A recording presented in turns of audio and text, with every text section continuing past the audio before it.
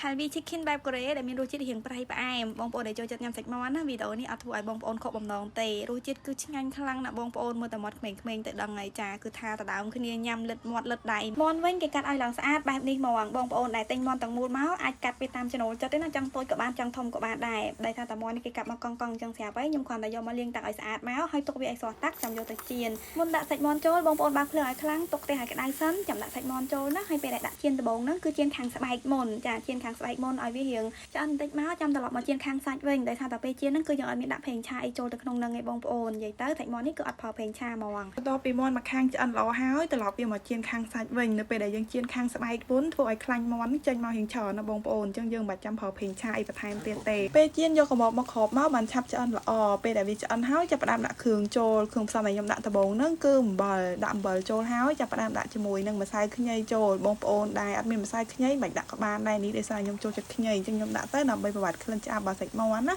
បន្ទាប់មកឆាសាច់មាន់ជាមួយនឹងខ្ញីឲ្យចូលជាតិគ្នាល្អបន្តិចមកដាក់ស្ករសចូលស្ករសដែលខ្ញុំប្រើហ្នឹងគឺវាអត់សូវផ្អែមដូចស្ករសធម្មតាអញ្ចឹងខ្ញុំដាក់ប្រហែលជាចិត្តមួយសភាបាយបន្ទាប់មកខ្ញុំបន្ថែមជាមួយនឹងខ្ទឹមសបងប្អូនដែលចូលចិត្តចាំដាក់ខ្ទឹមសណាខ្ទឹមបើចាំច្រាមទេដាក់ទាំងមូលអញ្ចឹងបានមើលទៅគួរឲ្យតំណងញ៉ាំបើសិនជាច្រាមទៅគឺវារៀងញ៉ៃជាមួយគ្រឿងបងប្អូនហើយគ្រឿងផ្សំចុងក្រោយដែលយើងត្រូវដាក់ឲ្យសាច់មាន់នេះមានរសជាតិឈ្ងុយឆ្ងាញ់គឺទឹកស៊ីអ៊ីវដែលមានឈ្មោះថាជីនខាន់ចាំងប្រេងខ្យងចូលទៅបន្តិចជាមួយនឹងទឹកស្ករសម្រាប់ធ្វើម្ហូបបងប្អូនដែលមានទឹកស្ករសម្រាប់ធ្វើម្ហូបអាចដាក់ស្ករសបានណាប៉ុន្តែបើដាក់ទឹកស្ករសម្រាប់ធ្វើម្ហូបនេះទៅសាច់មាន់របស់យើងគឺដូចបងប្អូនឃើញក្នុងវីដេអូនេះអញ្ចឹងឡើងភ្លឺរលើបរលោងដូចយើងប្រើប្រេងឆាឲ្យសាច់មាន់យើងនឹងរលោងល្អអញ្ចឹងបងប្អូនដោយសារតែចុងក្រោយខ្ញុំត្រូវបន្ថែមទឹកស្ករសម្រាប់ធ្វើម្ហូបនេះចូលអញ្ចឹងហើយស្ករសគឺខ្ញុំដាក់តែបន្តិចល្មមទេពេលដែលដាក់គ្រឿងចូលសពគ្រប់អស់ហើយបងប្អូនភ្លក់មើលផងណាថារសជាតិវាត្រូវចិត្តយើងឬក៏អត់ដោយសារតែខ្ញុំដាក់ហ្នឹងគឺស្មានទាំងអស់ឲ្យបងប្អូនយើងមើលទៅតាមបរិមាណសាច់មាន់របស់យើងណាដាក់គ្រឿងចូលអស់ហើយឆាសាច់ឲ្យចូលជាតិគ្នាល្អមកបន្ថែមជាមួយនឹងស្លឹកខ្ទឹមចូលហើយនឹងរងាស់វាបន្តិចទៀតទៅដើម្បីឲ្យគ្រឿងហើយនឹងសាច់ហ្នឹងខាំជាប់គ្នាបានល្អ